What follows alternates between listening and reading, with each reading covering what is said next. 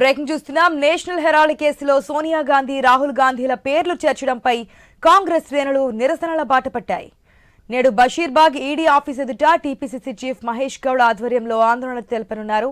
ఈ కార్యక్రమంలో AICC incharge Meenakshi Natarajan, పలువురు మంత్రులు, ఎమ్మెల్యేలు, సీనియర్ నాయకులు పాల్గొననున్నారు.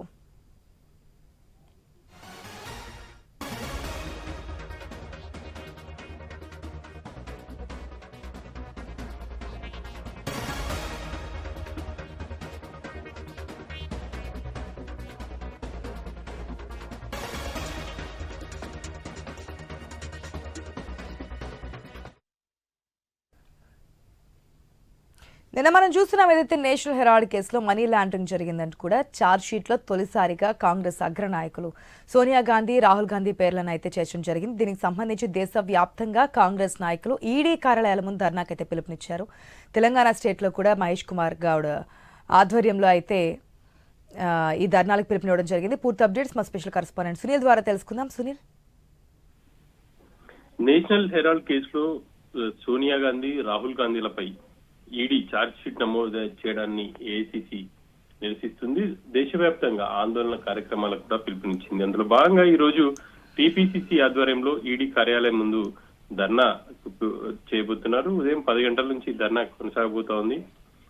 ఏఐసీసీ నేతలతో పాటు మంత్రులు, పలువురు ఎమ్మెల్యేలు, సీనియర్ నేతలందరూ కూడా ఈ ధర్నా కార్యక్రమంలో పాల్గొనబోతున్నారు.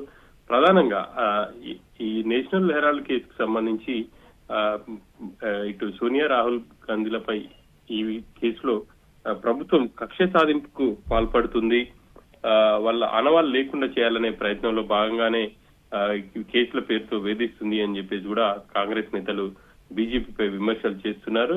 మోడీ ఇచ్చినటువంటి హామీలు అమలు చేయట్లేదు, ఆ వైఫల్యాలని రాహుల్ గాంధీ లోక్సభలో ప్రస్తావిస్తున్నారు. ఆ కారణంగానే కక్ష కట్టారు అని చెప్పేసి కూడా తీవ్ర స్థాయిలో బీజేపీపై విమర్శలు చేస్తున్నారు.